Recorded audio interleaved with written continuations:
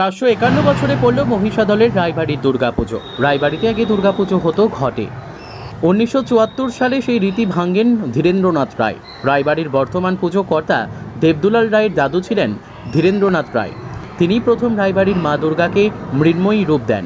মহিষাদলের বাসুলিয়ার রায়বাড়ির পুজোর ইতিহাস এলাকাবাসীর কাছেও বেশ গর্বের। আর খোদ রায়বাড়ির সদস্যদের কাছে দুর্গাপুজোর অর্থ গোটা পরিবারের মহামিলন ও জমিয়ে আড্ডা। মহিষাদলের রায়বাড়ির কর্তা দেবদুলাল বাবু জানালেন, তমলুকের বইচবাড়ির রাজা নারায়ণ রায়বাহাদুরের বংশধর আমরা। জমিদারি রক্ষার জন্য পূর্বপুরুষরা মহিষাদলে চলে আসেন। সেই সময় থেকে চলছে পারিবারিক এই দুর্গা পুজো। এলাকার প্রাচীন পুজো হিসেবে পরিচিত আমাদের বাড়ির পুজো। শুরুতে রায় পরিবারের দুর্গা আরাধনায় ঘট পুজো হতো। দীর্ঘ কয়েকশো বছরের এমন প্রচলিত রীতির ভঙ্গ ঘটল 1974-এ। সে বছর প্রথম মাটির প্রতিমা গড়ে শুরু হয় দুর্গা পুজো। বাসুলিয়ার রায়বাড়ির সেই পুজোতে এখনও আয়োজনের কোনো ত্রুটি থাকে না। পুজো শুরু হয় ষষ্ঠীতে।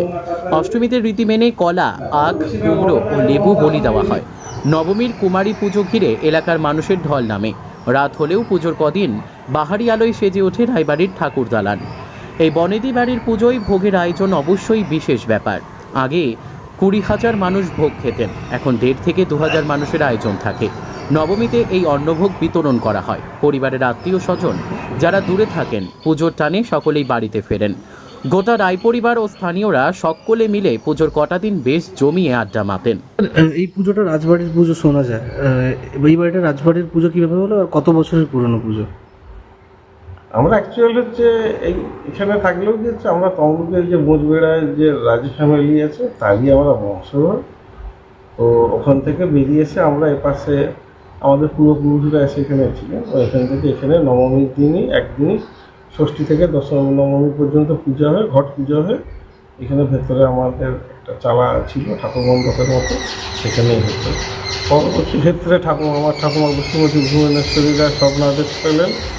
পাওয়ার পরে যে সারা বছর একটা নোংরা জায়গা মানে কি জঙ্গলে পুজো যখন হয় তখনই পরিষ্কার করছিল। তারপরে তো সেই হতো স্বপ্নাদেশ পেলে যে পরিষ্কার একটা, সেই নিয়ে আমাদের এই 1982 সালে দাদুভাইয়ের উদ্যোগে মন্দিরটা, দাদুভাই শ্রী ধীরেন্দ্রনাথ রায় উদ্যোগে মন্দিরটা তৈরি হয় এবং 83 সালেই প্রতিষ্ঠা হয়ে যায়। 1 বছরের ভিতরে পুরো মন্দিরটা কমপ্লিট হয়ে যায়। 83 সালে প্রতিষ্ঠা হয়। প্রতিষ্ঠা হওয়ার পর এখানেই এবং 73 সালে কোনো কারণে পারিবারিক কারণে 1 বছর দুর্গাপূজা বন্ধ হয়ে গিয়েছিল এবং তার পরবর্তী ক্ষেত্রে থেকে ধীরেন্দ্রনাথ রায় ওনার তত্ত্বাবধানেই ষষ্ঠী থেকে দশমী ঠাকুর করেই মাটির ঠাকুর করে আগে পুজো হতো ভেতরে। তারপরে এইখানে 82 সালে এই মন্দির প্রতিষ্ঠাতে কমপ্লিটেরই একদম ঠাকুর পুরো সারা বছরই দুর্গা ঠাকুর থাকে এবং এই মন্দিরটা আজ পর্যন্ত পূজা হয়েছিল। পুজোটা কত বছরের পুরনো? ভেতরের থেকে ধরলে হচ্ছে আপনার 451। আমাদের পূর্বপুরুষরা তো আগে করে আসতো ওই নবমী পুজোই 451 বছরে। তারপরে তো ওই 74 সাল থেকে ঠাকুর হয়ে ষষ্ঠী থেকে দশমী ধরে পুজো হয়ে আসছে। ওখান পর্যন্ত এই পর্যন্ত হিসাব করলে 451 বছরের এবছর। পুজোর বিশেষত্ব কী রয়েছে? পুজোর বিশেষত্ব বলতে আপনার ষষ্ঠী থেকে যেরকম পুজো হয় ষষ্ঠী সপ্তমী, তারপরে হচ্ছে আপনার অষ্টমী, যেমন নবমীতে বৈষ্ণবী মতে যেহেতু পূজা হয় সেহেতু আখ, কলা, শশা এরকম বলি দেওয়া হয়।